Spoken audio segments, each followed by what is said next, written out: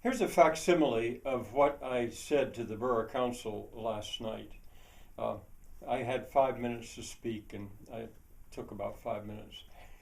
I've come to realize that I, I have a different way of looking at Roaring Spring from most others, and I think I know one of the reasons for that.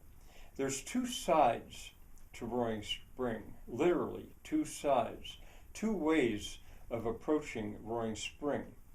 The one is along Route 36. It's a bypass. Now, see, I didn't explain all this to the council because they knew some of this. It's a bypass that in 1957 was made to avoid the center of the borough and with all the traffic and everything. And that bypass is loaded with commercial stuff.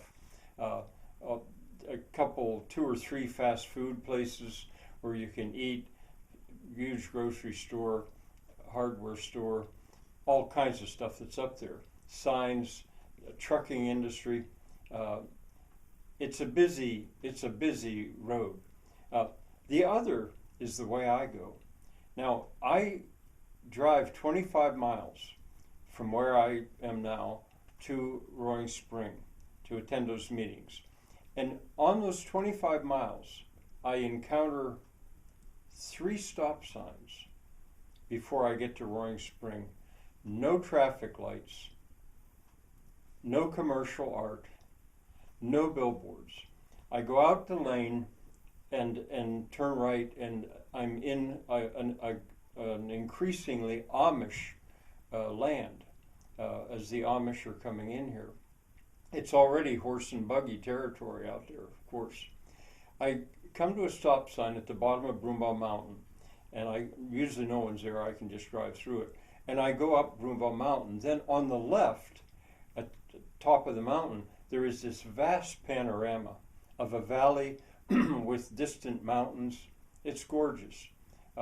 And then I go over the crest of the mountain, and immediately on the right, to the east, there's a vast panorama that's similar but different. It's got mountains in the distance, and there's all kinds of farmland below. That's the Southern Cove, Southern Morson's Cove.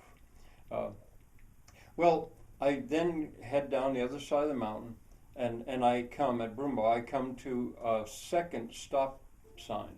There's usually nobody there. I can just drive right through it.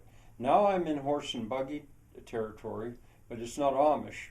It's horse and buggy Mennonites, old order Mennonites. And I have to, be careful because I'm going along and I'm liable to run into a horse and buggy in front of me, or little children getting off the bus, girls in dresses, and so I drive through some of the most beautiful farmland available and fertile in the state of Pennsylvania. It's very rich farmland, vast, and mostly Mennonite farmed.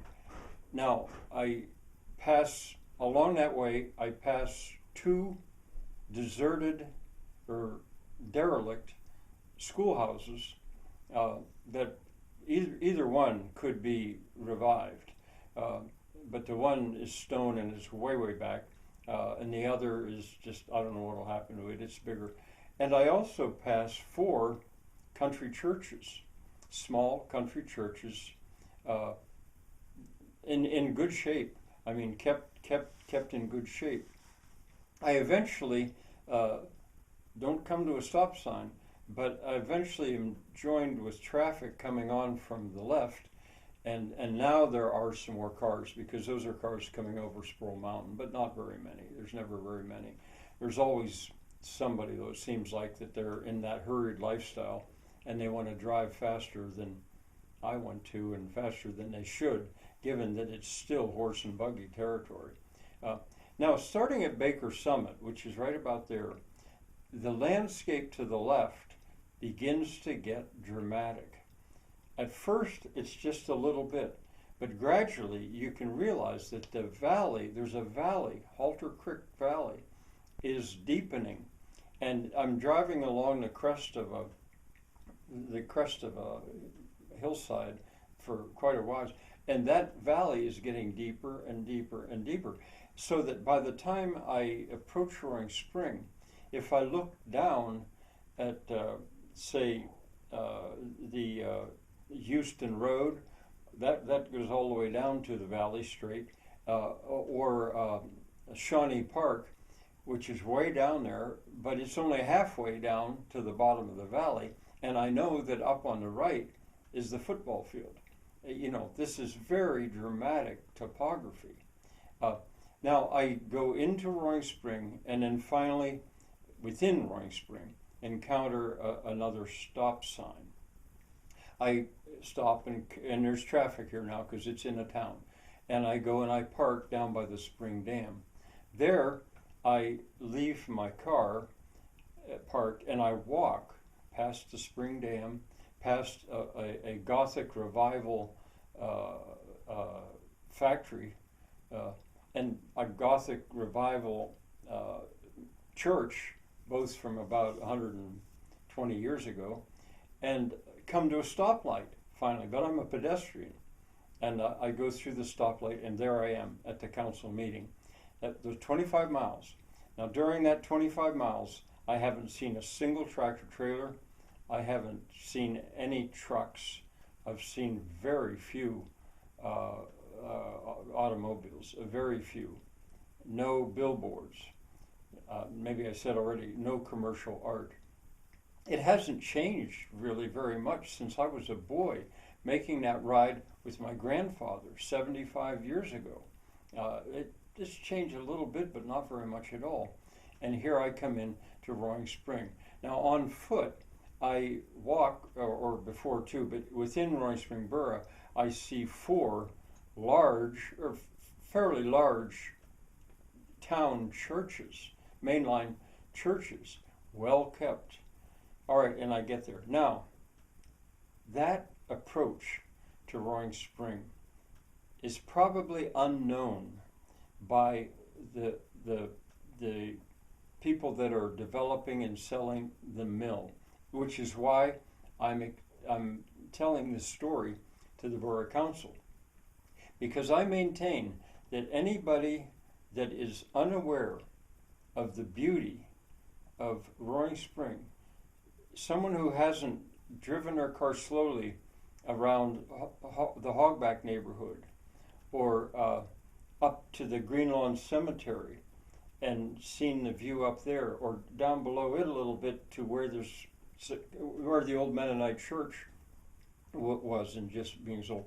If they haven't seen that and haven't walked around the Spring Dam, I say they're not qualified to make a proposal or a project for the Roaring Spring paper mill site, the 350 acres, because they have not done adequate research. That means that they're not bringing that incredible beauty into the equation for what is that site worth and what could that site become. And no, I'll interrupt myself here. I finished almost there, but then the president of the council, he said, "You didn't even take 5 minutes." I said, "Oh, good. Well, then I'll say a little more." And I didn't need to talk so fast. Well, I finally told him a little bit more than I'd intended to. I said that actually I thought that site, to fully appreciate the beauty and not damage it, it ought to be a hotel or 2 or 3 hotels. It ought to be oriented toward the tourist industry, not heavy industry, not heavy manufacturing, but the tourist industry. And if it does anything to damage it, or it doesn't use it, it's not qualified, and they ought to go back to the drawing board. I didn't say it quite as harshly as that. But I also squeezed in that I had told Jeff Wendell, the second time I talked to him, about the beauty of this area, and he didn't even know where the football field was. I don't think he'd actually been to Cabbage Creek Falls, or I doubt if he's walked around the Spring Dam.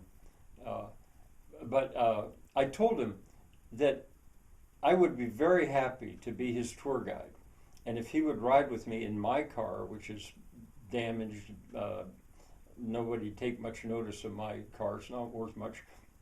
And slowly drive around these neighborhoods. If we took his car, it's a rented car, it's a real fancy thing, and people would right away wonder, what's he doing here? What's going on? What's going on? So kind of incognito, I would drive him around to show him the beauty that he can influence with what he does. And as other projects come along, I'm telling this to the council now, I would be very happy to be a tour guide and take anybody interested in a drive around this area. So that's pretty much what I said. I had to go a little faster, but